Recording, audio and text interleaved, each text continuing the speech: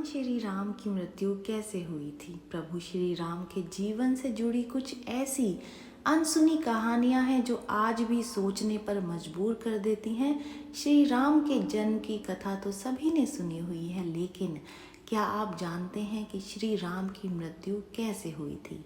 अयोध्या में भगवान श्री राम जन्म मंदिर का जो निर्माण कार्य है वो बहुत ही तेजी से चल रहा है और इस साल 22 जनवरी 2024 को श्री राम मंदिर में रामलला की प्रतिमा की प्राण प्रतिष्ठा का अनुष्ठान समारोह होगा।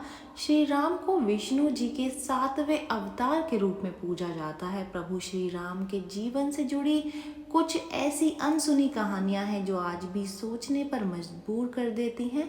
श्री राम के जन्म की कथा तो सभी ने सुनी हुई है, लेकिन क्या आप जानते हैं कि श्री राम की मृत्यु कैसे हुई थी। आइए जानें प्रभु श्री राम की मृत्यु से जुड़ी कथाओं के बारे में।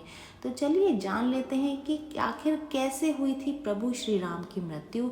श्री राम की मृत्यु से जुड़ी कई सारी कथाएं प्रचलित हैं। पहली कथा के अनुसार ये है कि जब सीता माता ने अपने दोनों बच्चों यानी कि लव और कुश को प्रभु श्री राम को सौंपा और धरती माता में समा गई। माता सीता के जाने से प्रभु श्री राम बहुत दुखी हो गए। उन्होंने यमराज से सहमति लेकर के सरयू नदी में जल समाधि ले ली। दूसरी कथा जान लेते हैं जो कि श्री राम की मृत्यु से जुड़ी हुई है। एक अन्य कथा के अनुसार भगवान राम ने धरती पर 1000 वर्षों से भी ज्यादा समय तक शासन किया। पद्म पुराण के अनुसार भगवान राम जब अपना अवतार काल समाप्त करके एक ऋषि का रूप धारण करके आए, तब यमराज भी एक ऋषि के रूप में आए और उन्होंने राम जी से बात करने का आग्रह किया और ये शर्त रखी कि बात करते समय कोई भी बीच में ना आए।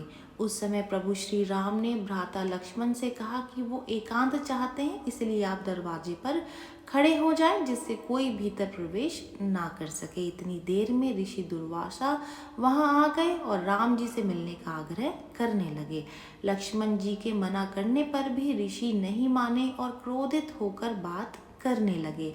लक्ष्मण जी दुर्वासा के क्रोध से बचने के लिए कमरे में प्रवेश कर गए जहां श्री राम वार्तालाप कर रहे थे। ये देखकर श्री राम भी लक्ष्मण पर कुपित हुए और उन्हें मृत्यु दंड ना देकर देश निकाला दे दिया।